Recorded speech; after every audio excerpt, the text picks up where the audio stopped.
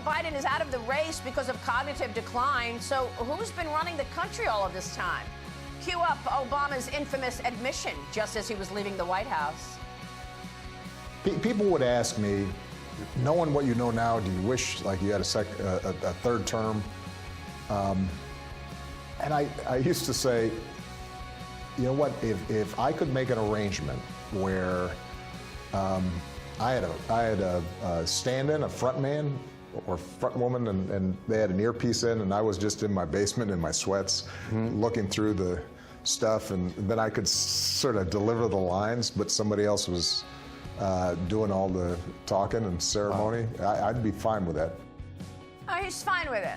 Coming up, Peter Schweizer, president of the Government Accountability Institute, on whether Obama is still pulling all the strings and plans to continue doing so. The political rise of Kamala Harris within the Democrat Party will be on full display at next month's DNC convention in Chicago, when she is expected to receive the official nomination. Just 20 years ago, Kamala became district attorney in San Francisco after defeating her former boss, Terrence Hallinan, in a runoff with the backing of former San Francisco mayor and Assembly Speaker Willie Brown. From there, she became California Attorney General, U.S. Senator, and finally Vice President of the United States. Joining me now with more on the political rise of Harris is the president of the Government Accountability Institute, Peter Schweizer. Peter, good to see you. Thanks so much for being here. What's your take on Kamala's rise throughout the party, and what can you tell us about Obama and his influence here? Yeah, great question, Maria. Look, Barack Obama and Kamala Harris have known each other before he was a U.S. Senator and before she was actually the district attorney in San Francisco. So there's a long history there. And if you look at Kamala Harris's rise in politics, there are a couple of things that stick out. One is the fact that she is loyal to those who put her there. And number two, she's prepared to do the bidding of the money people that put her there.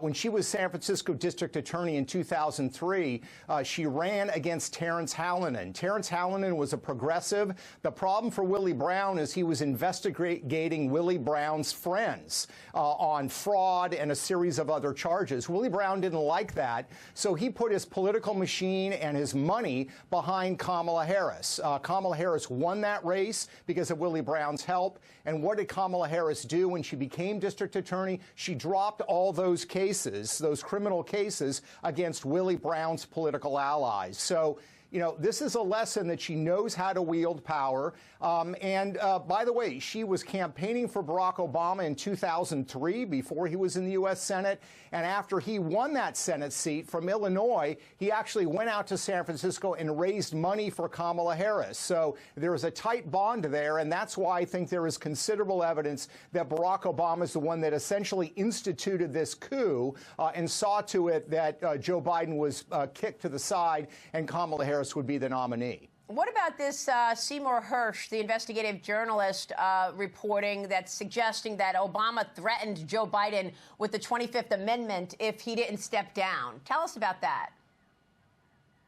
Yeah, so I think you have to understand about Barack Obama. This is the way that he operates. You know, he's a very smooth politician, but go back and look at State Senator Alice Palmer. She was the one in Chicago that was Barack Obama's mentor. She's the one that introduced him to Bill Ayers, to all the big money people in Chicago. What did Barack Obama do? In 1996, he got her kicked off the ballot because he wanted her Senate seat, and he took her Senate seat. Wow. So when you look at the current context today, what you see is a couple of things. The money, the big money in the Democratic Party. Who is the chairman of Joe Biden's finance committee for his campaign? It was Jeffrey Katzenberg, who was what? The chairman of Barack Obama's finance campaign. So the big money people in the Democratic Party are Obama people first instead of Biden people. The second thing to understand is look at the center of gravity in the White House itself. Yes, you've got Steve Ricchetti and a couple of close aides around Joe Biden, but this is essentially Barack Obama's White House. Remember that picture from just a couple of years ago when Barack Obama visited the White House? Everybody's crowding around Barack Obama, and there is the actual current sitting president, Joe Biden, off by himself. That's right. So the center of gravity was there, and when Barack Obama started, the first one really who started questioning whether Joe Biden could win, immediately, like a light switch went off, you saw all the whispers coming from White House staff reporting these stories about how Joe Biden was not always there and should be replaced. So in my mind, there's lots of evidence, and his fingerprints are all over this. Okay, but specifically, did Obama threaten Biden with the 25th Amendment that they have gotten the okay from the cabinet that they will push it forward if he doesn't step down? Did they threaten Biden to say, you better get out, otherwise we're doing it this way? Yeah, that's what Schumer Hearst is certainly reporting. I don't have that same evidence, but it would certainly fit the pattern for Barack Obama. All right.